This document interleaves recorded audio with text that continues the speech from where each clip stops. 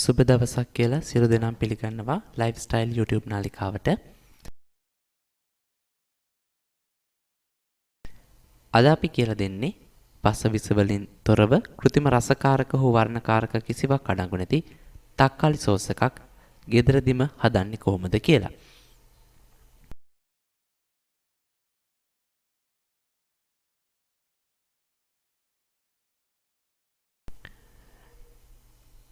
ඔබ තවමත් අපේ YouTube නාලිකාව subscribe කරලා නැත්නම් පහළ තියෙන subscribe button එක press කරලා අපේ YouTube නාලිකාව subscribe කරන්න. ඒ වගේම ළඟ තියෙන පුංචි bell icon එක click කරලා අපි අලුතෙන්ම එකතු කරන රසරහස් ඉක්මනටම ඔබ ළඟට ගෙන ගන්නට අමතක කරන්නටත් එපා.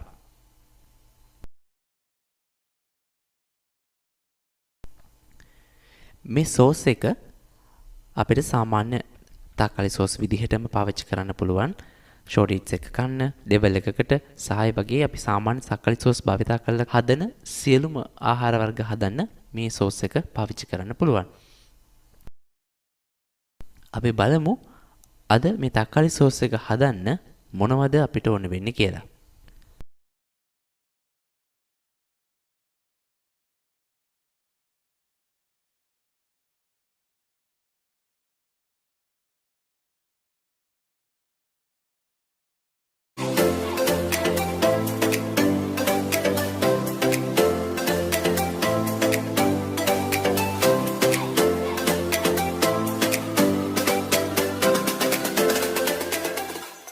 අපිට ඕන වෙනවා හොඳට ඉදුණු තක්කාලි ග්‍රෑම් 450ක්, ඒ වගේම මිරිස් කුඩු, ලුණු කුඩු, සීනි, පුංචි ගුරු කෑල්ලක්, ඒ වගේම පුංචි බික් නම් සුදු ලුණු බික් 8ක් විතර, ලොකු බික් තියෙනවා නම් 5ක් විතර, ඒ වගේම ස්වභාවික පොල් විනාකිරි අපිට අවශ්‍ය වෙනවා මේ සෝස් එක හදන්න.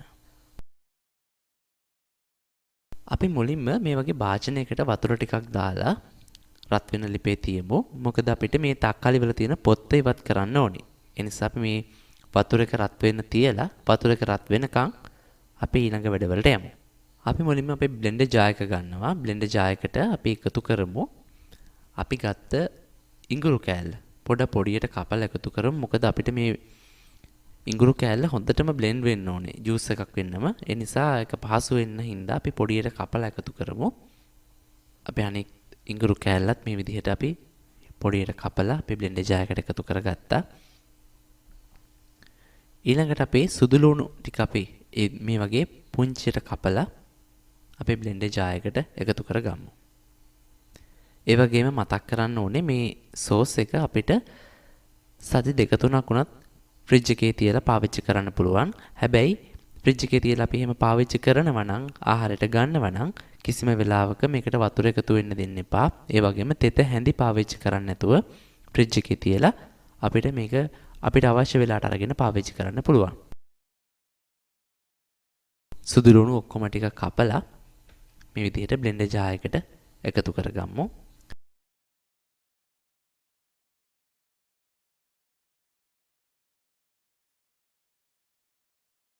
හරි, ඊළඟට අපි මේ තක්කාලි ටික අපේ නටන වතුර එකට දාලා මේකේ පොතු ඉවත් කරන්න ඕනේ. ඒ සඳහා යන්. හරි, වතුර එක මේ වෙනකොට හොඳට බුබුලු දෙමින් නටන ඔබට පේනවා ඇති. අපි මේ විදිහට තක්කාලි ගෙඩිය මේකට එකතු කරනවා. මේ වතුර එකේ දාලා අපි ගොඩාක් වෙලා මේක තම්බන්න අවශ්‍ය නැහැ. තප්පර 15ක් 10ක් වගේ අතර කාලයකදී නැවතත් මේක අපි අරගන්න ඕනේ. හැන්දකින් හරි මේ වගේ උපකරණයකින් හරි ඔබට තියෙනවා නම් මේ ටික පොඩ්ඩක් එහෙට මෙහෙට කරන්න. වටේම පෙරලමින් හොඳට තැම්බෙන්න අරින්න. දැන් ඔබට බලන්න පුළුවන් මේ තක්කාලි ගෙඩි පැලිලා වගේ වෙලා මේකේ පොත්ත හිමීට ඉවත් වෙනගෙන එනවා. මේ බලන්න මේ තක්කාලි ගෙඩිය මේ වෙනකොට පොත්ත ගැලවිලා අපිට අතින් නිකන් මෙහෙම ගලවන්න පුළුවන්. ස්ටිකර් එකක් ගලවනවා වගේ. මේ ගානට ආවහම හොඳටම ඇති. අපි තව තප්පර කිහිපයක් මේ විදිහට තියාගෙන ස්ටිකර් ගලවනවා වගේ මේකේ පොත්ත අපිට ඉවත් කරන්න පුළුවන්. දැන් හොඳටම ඇති මේ තිබුණා. අපි ලිප වහ ගන්නවා. ලිප ඕෆ් කරලා අපි මේ ටික මේ භාජනයේට වතුර පෙරලා දා ගන්නවා. පුංචි වෙලාවක් නෙවෙන්න ඕනේ. මොකද අපි මේක අතින් මේ පොතු අරින්න ඕනේ හින්දා.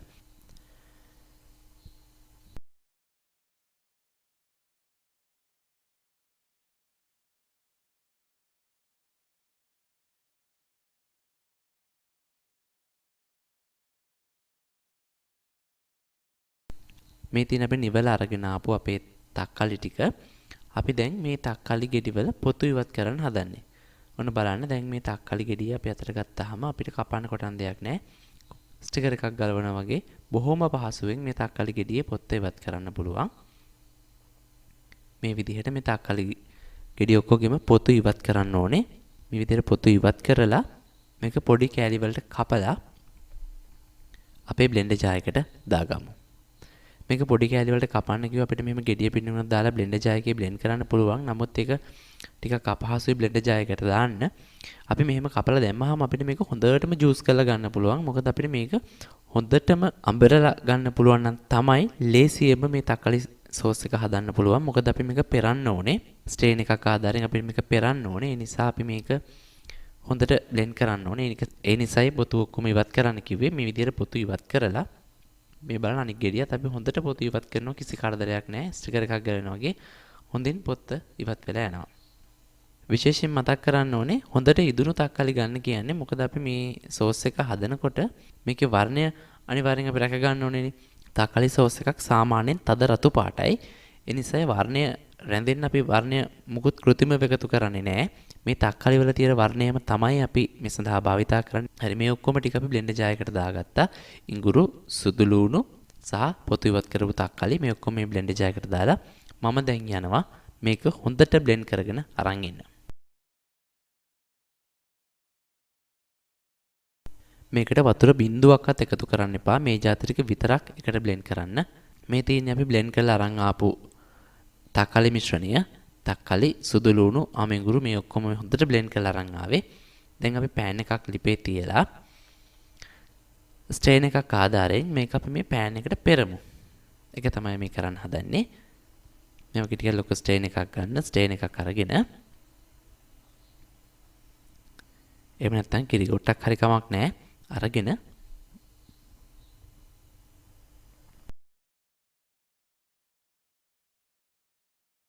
අපි බ්ලෙන්ඩ් කරන් ආපු තක්කාලි මිශ්‍රණය මේ පෑන් එකට මෙන්න මේ විදිහට පෙරනවා. මේක පෙරනකොටත් මතක් කරන්න ඕනේ මේක හරි ලේසියෙන් පෙරෙන්නේ නැහැ. ටිකක් උකු වැඩි. ඒ නිසා අපි මේ හැන්දකින් මේ ආකාරයට උදව් කරන්න ඕනේ මේක පෙරෙන්න. හැබැයි නමුත් මේ ඔක්කොම ටික අපිට එක පළවෙනි පාර පෙරන්න බැරි වේවි. මොකද උකු වැඩි හින්දා. ඒත් අපි මේකට වතුර එකතු කරන්නේ නැහැ. පුළුවන් තරම් මේ විදිහට අරගන්න අපි පෙරලා ස්ට්‍රේන් එකේ ඉතුරු වෙන ටික නැවතත් අපි ඉතුරු වෙන ටික නැත්නම් අපි බ්ලෙන්ඩර් ජායකට දාලා තව පාරක් හොඳට බ්ලෙන්ඩ් කරලා පෙරා ගමු. හැබැයි හොඳටම බ්ලෙන්ඩ් වෙලා නම් gedara හදන එකක් නිසා අපිට මේක පොතු මුකුත් නැති නිසා ගැටලුවක් නැතුව එකතු කරන්නත් පුළුවන්. පෙරුවාම තව ටිකක් ඒක හරි පැහැදිලි සෝස් එක. නැත්නම් අපිට මේක එහෙම හොඳටම බ්ලෙන්ඩ් වෙලා නම් යට අහු වෙන්නේ නැත්නම් පොතු මුකුත් නැති නිසා කෙලින්ම මේ පෑන් එකට දාලා සෝස් එක හදන්නත් පුළුවන්. මේ විදිහට මේ ඔක්කොම ටික අපි පෑන් එකට පෙරා ගමු.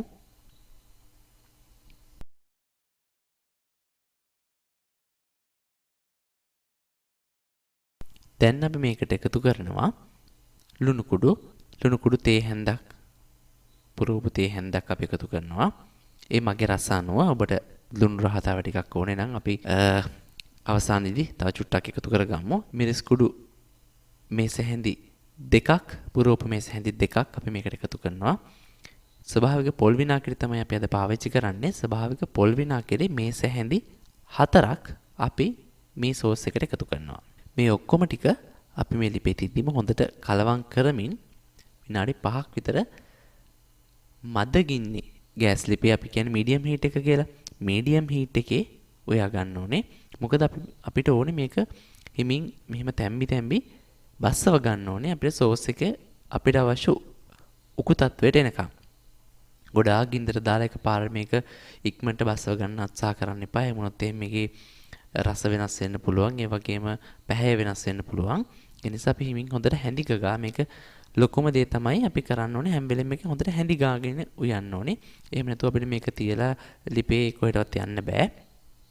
අපි මේක හැඳි ගාමින් විනාඩි 5ක් විතර මේ ආකාරයට වටේ තියෙන ඔක්කොම එකතු කරමින් උක්කු වෙනතුරු බස්ස ගන්න ඕනේ. බලන්න දැන් මේක බුබුලු දාගෙන එනවා. ඒක නිසා අපි නැවතත් හොඳට කලවම් කරගෙන මේ වටේ තියෙන ඔක්කොම එකතු කරගෙන අපි මේක මේ විදිහට හැඳි ගාමින් උයනවා. විනාඩි 5ක් විතර අපි මේ විදිහට හැඳි ගාමින් මේකට උතුරන්න දෙන්න ඕනේ. බලන්න තාම මේ සෝස් එක හරි ලා පාටයි. තාමත් අපි සෝස් එක අපි බලාපොරොත්තු වෙච්ච පාට ඇවිල්ලා නැහැ. නමුත් මුකුත් අපි එකතු කරන්නේ නැහැ.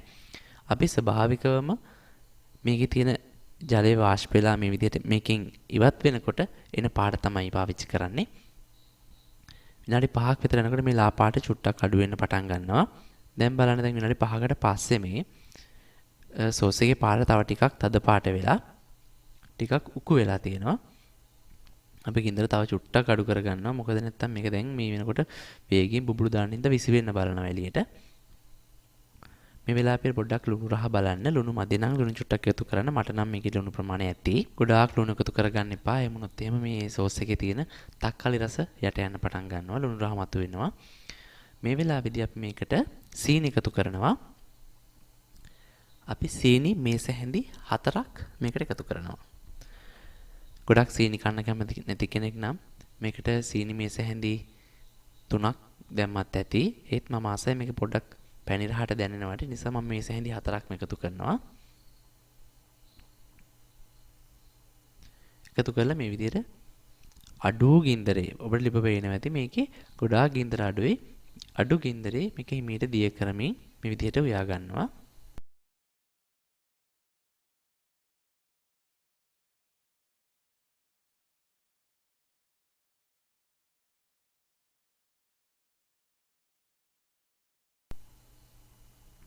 බලන්න දැන් මේ තක්කාලි සෝස් එක හොඳ පාටට ඇවිල්ලා දැන් මට හිතෙනවා මේක උකු ඇති කියලා. මේ උකු ඇති ඔබට පේනවනේ මේ හැන්දෙස් කෙරෙන ප්‍රමාණය. මේ ප්‍රමාණය හොඳටම ඇති. අපි මේ ප්‍රමාණයට ලිප් ඕෆ් කරගමු. ලිප් ඕෆ් කරලා අපි මේ සෝස් එක ලිප් ඕෆ් කරත් ටිකක් වෙලා හැඳි ගන්න. මොකද මේ පෑන් එකේ රසනෙට මේක නැත්නම් සමහර තැන් වලින් කැටි ගහලා එකතු වෙලා පිච්චෙන්න පුළුවන්. ඒ නිසා අපි හැඳි ගාමින් නිවාගෙන මේ බලන්න අපි භාජනයට දාලා පිළිගන්නනකොට කොච්චර ලස්සනයිද කියලා. මේක සාමාන්‍ය අපි කඩෙන් ගන්න සෝස් එකක් වගේම පාටයි. ඒ සුවඳමයි, ඒ රසමයි. හැබැයි අපි කඩේ තියෙන සෝස් වලට වගේ කිසිම දෙයක් කෘත්‍රිමව එකතු කරලා නැහැ.